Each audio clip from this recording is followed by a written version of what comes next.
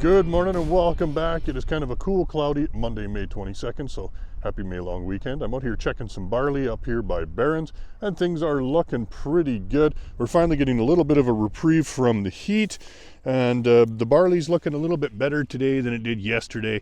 But you can see we do have a whole bunch of tiny little kochas that have come up in here, and most of our barley is in the 3 to 4 leaf stage now, so we're in that window for herbicides. So this particular field, we are going to be using Axial Extreme IPAC. So we're going to get some Group 27 on these acres. The Infinity portion, the Group 27, generally does a pretty damn good job on these little kochas as long as you hit them properly. It has now been a week since I did the Eco Brand application on this field entrance here where the grasshoppers were still really bad.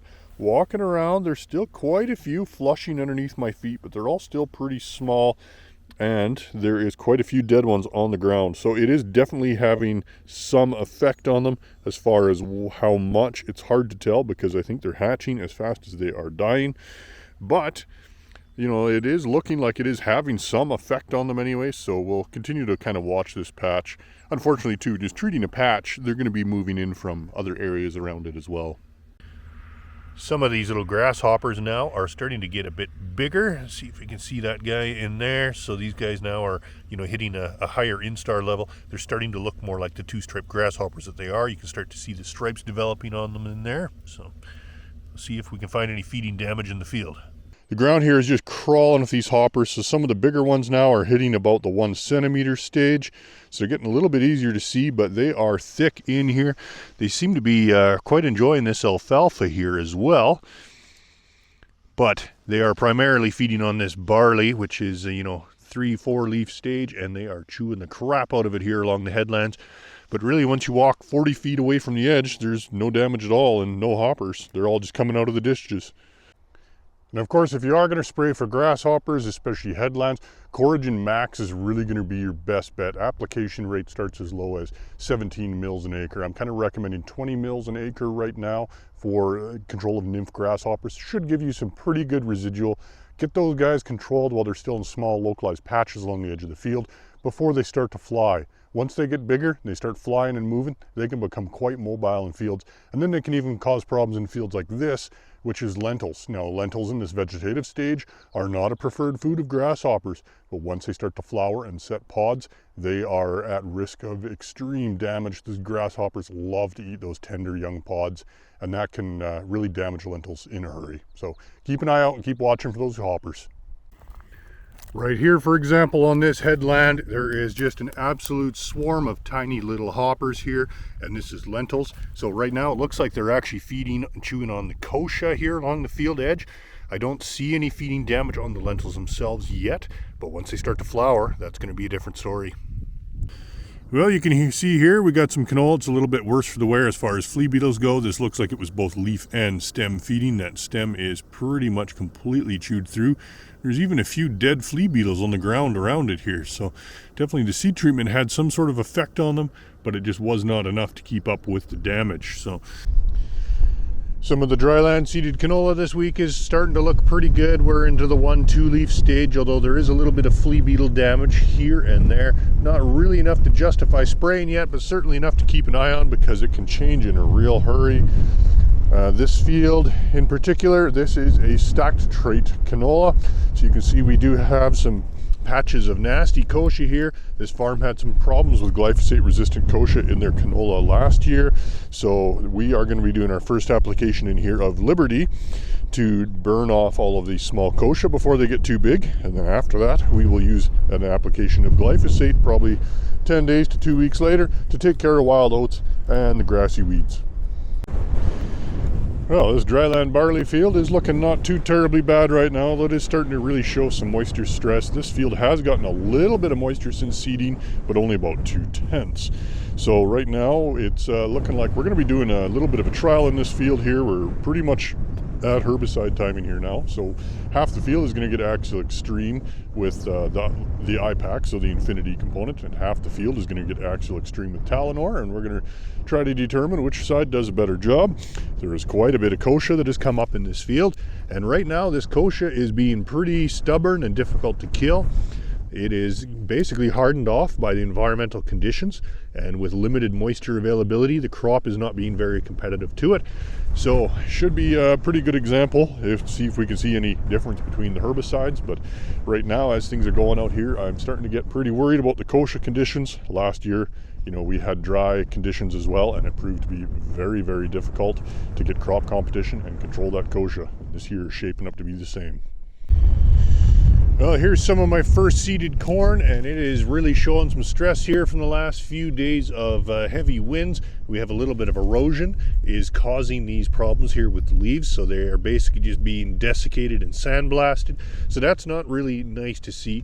We do now have access to some limited irrigation water in this area, so hopefully we will get water on this in the next couple days.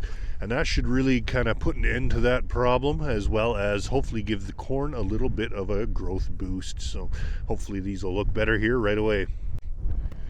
Something I haven't been talking about a whole lot this year is diseases, because, well, we haven't seen very much yet. We've been pretty hot and very little humidity, but you can see here this barley is being affected by a little bit of scald. It's not really widespread in the field. It's just a couple plants here and there, but still interesting to see. There is a little bit of disease out there after all. Wednesday morning now, we're starting to see a little bit of rain. It's just kind of trickling down at the moment, but if this keeps up all day, we'll get something out of it anyways. You quick kick of the ground, and you can see we still have dry soil underneath, so we haven't gotten much for penetration yet, but hopefully we'll get enough to get some of this dryland canola germinated. This barley even will need it. Some of this dryland canola definitely needs some help to get going. You can see here we are still very, very dry in the seed row here. This is relatively sandy ground, so we should get moisture penetration in it relatively easy. You can see there's a seed right down there that's been sitting there for about 10 days now with no moisture, so definitely need to get some rain on it. It's those perfect kind of conditions today where your footprints behind you are dry. Here we have some more grasshopper activity. Once again, these are small little two-striped grasshoppers. You can see they're hitting those outside rows of this barley here pretty hard, but it definitely tapers off pretty quickly. These little guys aren't super mobile yet, especially now in the rain, but they're flushing out of the ditches here like crazy. This is by Colehurst, so definitely keep an eye out. Well, now the sun's been out for about 20 minutes. You'd hardly even know that it had rained. Things have dried off pretty quickly, although the humidity has sure gone up. But here in this field, I'm starting to find some patches of wheat I don't commonly get to see. And here, this is wild proso millet or yellow foxtail, depending on who you talk to. But it is part of the millet family anyways. It's a very small seeded grass, grows very aggressively once it gets going. And it's early stage, it's pretty distinctive looking like this. It's got these, a long, thin leaf followed by a short, fat one that came out just a little bit earlier. So in this young, almost cotyledon stage, it's very easy to identify and spot. One of the benefits of always looking down when you're walking a field is finding stuff like this little guy here I just found. This is some sort of projectile point. This is definitely, he's been buffed off at some point, but still interesting. I do find a few of these every year when I'm walking around in fields. Here on this flicksweed out in the field, we have a combination of insects starting to appear here. You can see we have quite a few flea beetles a little bit lower down in the canopy here, and then up a little bit higher here, right around the flower. There is quite a bit of cabbage seed pod weevil, so these guys are definitely making an early appearance on this flicksweed here. Hopefully we don't see them in the canola for some time yet. Here in these yellow peas, things are looking pretty good, except for this big patch of wild oats. Wild oats can be quite a problem in yellow peas. The Viper that we do spray as a herbicide in crop on peas does have some effectiveness on wild oats by itself. You can spice it up by adding more Centurion to it as well. Just be careful that you don't get too hot of a mixture on stressed, drought-stressed peas. You can make them yellow and damage them, like stunt them a little bit. So be careful, and it's always great to use a safener to reduce stress, something like ATP relief at the same time.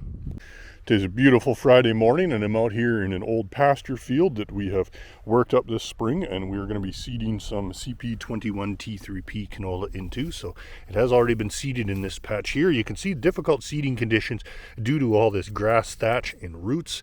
You can see we got one seed right there that's pretty shallow. That was just right in the very top. It's always a challenge getting penetration into stuff like that. Like in that row there, we were very, very shallow. Here we should be at a better depth.